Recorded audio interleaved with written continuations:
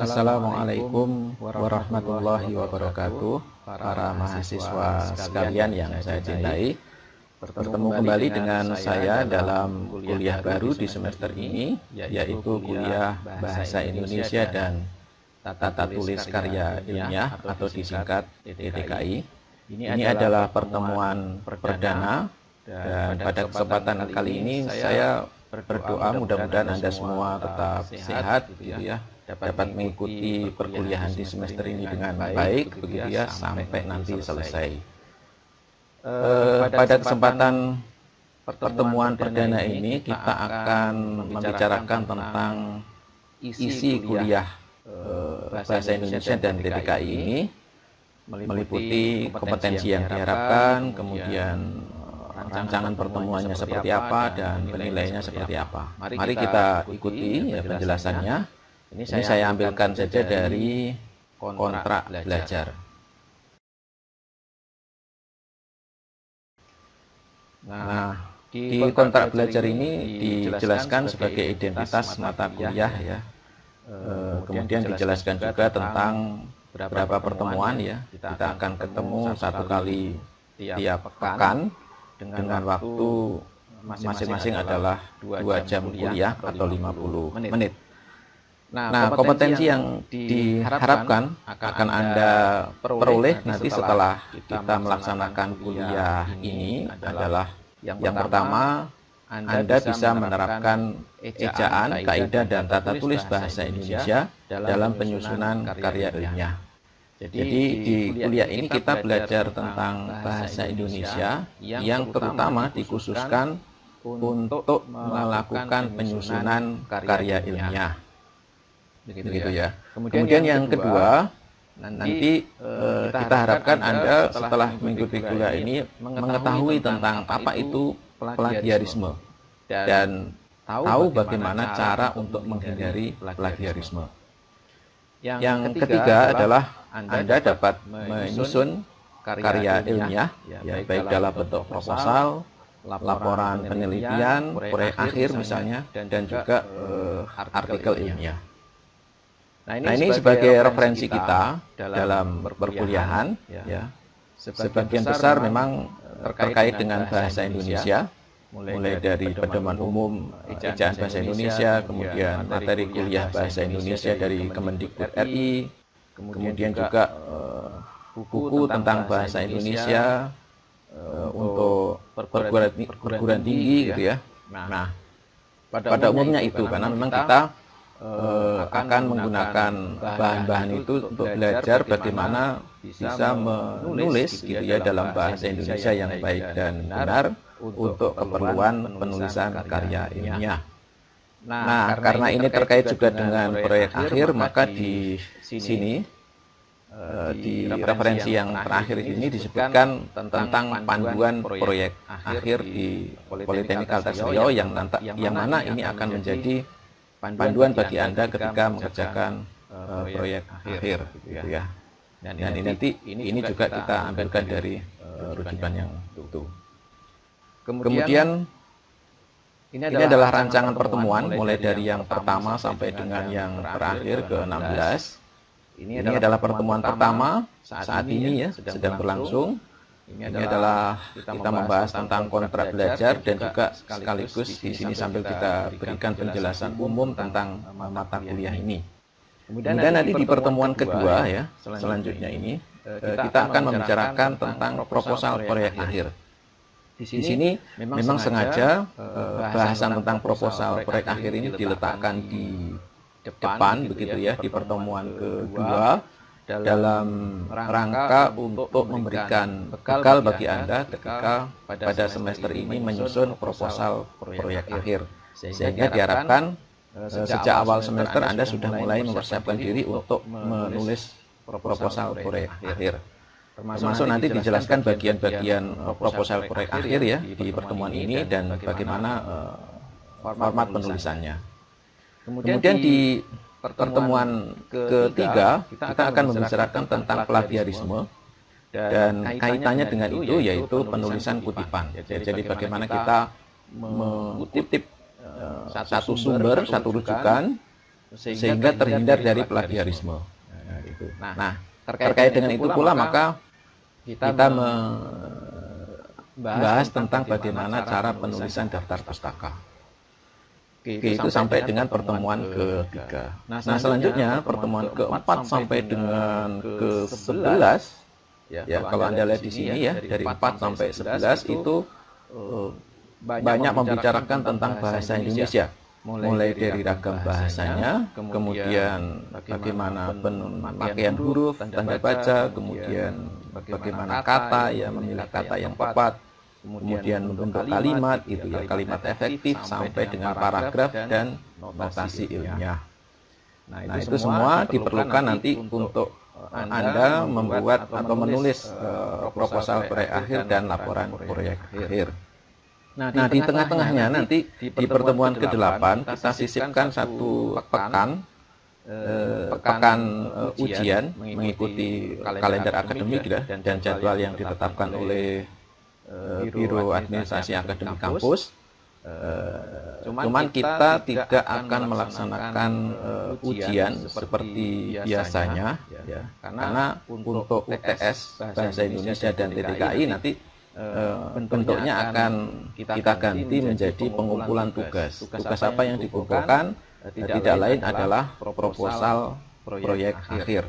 Nah, ini sebetulnya sejalan dengan pelaksanaan proyek akhir Anda, karena targetnya proyek akhir Anda itu memasuki tahap review proposal, ya, sidang review proposal di sekitar jadwal ujian tengah semester.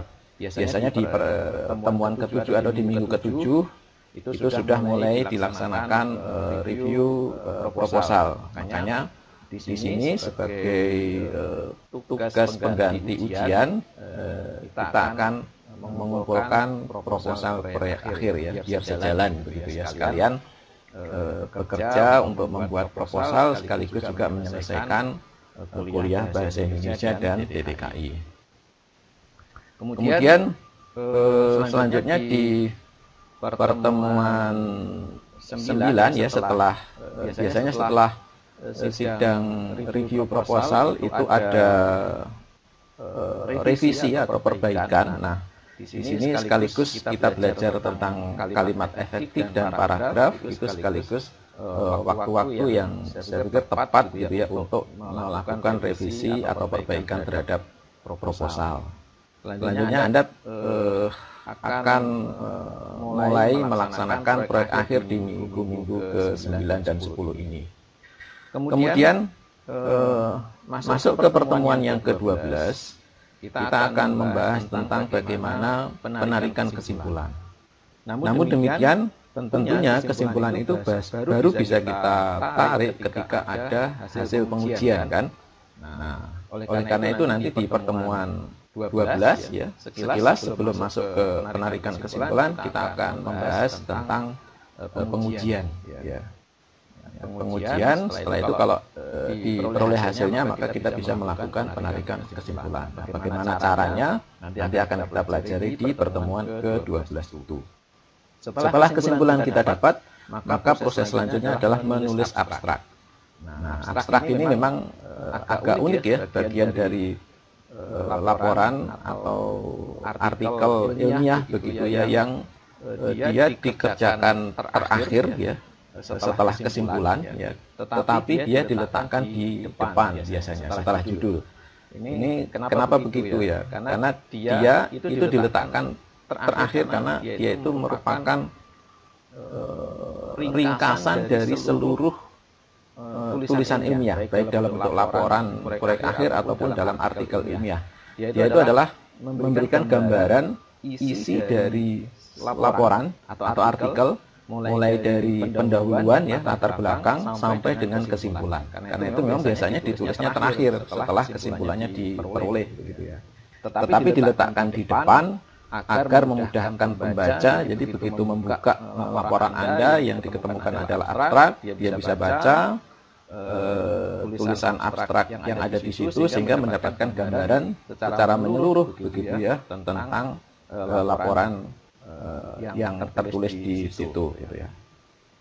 Nah, biasanya memang abstrak ini tidak panjang, ya hanya satu paragraf. Ingat ya, satu paragraf, dan jumlah katanya biasanya tidak lebih dari 200 kata, jadi maksimal 200 kata. Oleh karena memang ini tidak mudah ya membuat abstrak. Jadi bagaimana kita bisa menulis secara singkat, tetapi isinya adalah menggambarkan seluruh laporan proyek akhir atau seluruh isi dari artikel.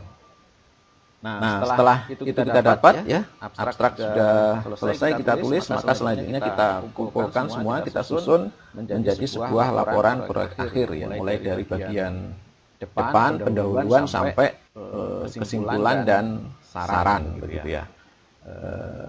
Kemudian setelah itu ya kita kumpulkan, kemudian dibuat daftar isinya begitu ya, sampai kemudian menjadi laporan proyek akhir secara lengkap. Nah, pada pertemuan ke-14 kita akan membicarakan artikel ilmiah. Jadi ini adalah bentuk lain dari karya tulis ya, selain laporan. Anda akan belajar di pertemuan ke-14 itu bagaimana menuangkan laporan proyek akhir Anda ke dalam bentuk artikel ilmiah. Biasanya ini artikel itu tidak terlalu panjang, hanya sekitar 6 mungkin sampai ya sekitar 11 halaman begitu ya. Jadi bagaimana menuliskan laporan yang cukup panjang ya, beberapa halaman itu mungkin bisa sampai 40, 50 atau 60 halaman ke dalam satu artikel singkat 6 sampai 10 atau 11 halaman. Dan ini walaupun ini bukan merupakan kewajiban bagi mahasiswa program Diploma 3, tetapi kalau Anda bisa menuangkannya dalam artikel ilmiah, saya pikir ini adalah satu nilai lebih bagi Anda, apalagi nanti sampai bisa dipublikasikan. Oke, selanjutnya pada pertemuan ke-15 ini kita beralih ke bagaimana kita memiliki keterampilan berbicara atau presentasi. Sekaligus ini sebagai persiapan bagi Anda untuk mempersiapkan sidang proposal proyek akhir gitu ya. Nah, selanjutnya di pertemuan terakhir, pertemuan ke-16 itu ada jadwal ujian akhir, tetapi lagi-lagi bentuknya bukan ujian, kita akan ganti menjadi tugas, yaitu pengumpulan draft artikel ilmiah yang sudah dipelajari di pertemuan 14. Jadi itu ya, gambaran pertemuan kita dari awal sampai dengan pertemuan yang terakhir, pertemuan yang ke-16. Selanjutnya di sini saya akan sampaikan bagaimana penilaian. Jadi variabel penilaiannya ada 3 komponen ya. Yang pertama adalah kehadiran dan keaktifan. Kehadiran jelas ya, dari dari daftar hadir, itu juga akan masuk ke komponen penilaian. Kemudian keaktifan itu apa? Keaktifan itu nanti akan kita lihat dari mengerjakan lesson review. Jadi beberapa pertemuan atau beberapa materi itu akan ada lesson review. Anda tinggal cek saja nanti di e-learning apakah ada lesson review untuk materi itu atau tidak. Ini sebetulnya isinya adalah pertanyaan-pertanyaan yang terkait dengan materi di pertemuan tersebut. Nah, ini kalau ada Anda kerjakan, karena itu juga merupakan bagian dari komponen penilaian yang akan saya berikan untuk Anda. Kemudian komponen kedua dan ketiga adalah ujian, ya ujian tengah semester dan ujian akhir semester, yang ini kita ganti dalam bentuk pengumpulan proposal dan juga pengumpulan draft artikel ilmiah. Itu 3 komponen penilaian dengan bobot masing-masing 30%, 30%, dan 40%. Saya pikir ini sudah cukup pas lah begitu ya dengan perkuliahan kita. Kemudian untuk konversi dari angka ke hurufnya, saya pikir tidak ada perbedaan dengan kuliah yang lain ya, seperti yang tertera di tabel ini. Hanya yang perlu menjadi perhatian bagi kita bersama adalah saya harapkan tidak ada kecurangan atau kegiatan mencontek atau plagiarisme yang Anda lakukan, karena kalau itu sampai Anda lakukan dan kemudian saya menemukannya gitu atau ketahuan, maka akibatnya adalah nilai F untuk Anda atau tidak lulus gitu ya. Nah, jadi jangan sampai dilakukan. Marilah kita belajar untuk menghargai kemampuan diri kita masing-masing, dikerjakan sesuai dengan kemampuan kita. Kemudian yang bagian terakhir ini mengenai tata tertib. Jadi yang pertama adalah saya harapkan Anda rutin gitu ya mengecek situs e-learning kita. Anda masuk ke e-learning dan kemudian membuka kuliah bahasa Indonesia atau TTKI, dan Anda mengecek ketika sudah masuk ke pertemuan yang baru, maka di situ akan tersedia daftar hadir online. Anda isi itu, kemudian jangan sampai telat ya pengisiannya itu, karena kalau telat nanti berarti itu sudah secara otomatis tertutup oleh sistem. Nah, kita kan punya grup WhatsApp proyek akhir. Jadi bagi Anda yang mengetahui ada update di e-learning, mau memberitahu kawan-kawan begitu ya, satu angkatan, boleh menggunakan WhatsApp proyek akhir tersebut. Termasuk juga kalau Anda ada pertanyaan terkait kuliah kita bahasa Indonesia dan TTKI, ya Anda juga bisa menanyakannya di grup proyek akhir itu. Kemudian ya saya harapkan Anda membaca materi dengan baik. Nanti beberapa bahan akan saya taruh di e-learning. Kemudian yang terakhir adalah mengerjakan lesson review yang ada gitu ya. Jadi itu saja penjelasan kuliah kita ya, kuliah tentang bahasa Indonesia dan TTKI sejalan dengan proses pengerjaan proyek akhir Anda. Saya berusaha agar kuliah ini sejalan dengan progres proyek akhir Anda. Jadi saya harapkan nanti kuliah kita selesai sekaligus proyek akhir Anda selesai, siap untuk dilakukan sidang proyek akhir di akhir semester ya. Baik, saya kira itu saja. Mudah-mudahan Anda semua tetap bisa mengikuti semua perkuliahan di semester ini dan menyelesaikan proyek akhirnya, dan mudah-mudahan kuliah bahasa Indonesia dan TTKI ini bisa menjadi panduan, bisa memberikan tambahan skill ya, kemampuan bagi Anda untuk mengerjakan proyek akhir Anda dan menuangkannya dalam bentuk tulisan ilmiah ya, baik laporan proyek akhir ataupun artikel ilmiah. Baik, saya kira itu saja. Terima kasih atas perhatiannya. Mohon maaf jika ada yang kurang berkenan. Saya akhiri saja kuliah ini. Wassalamualaikum warahmatullahi wabarakatuh.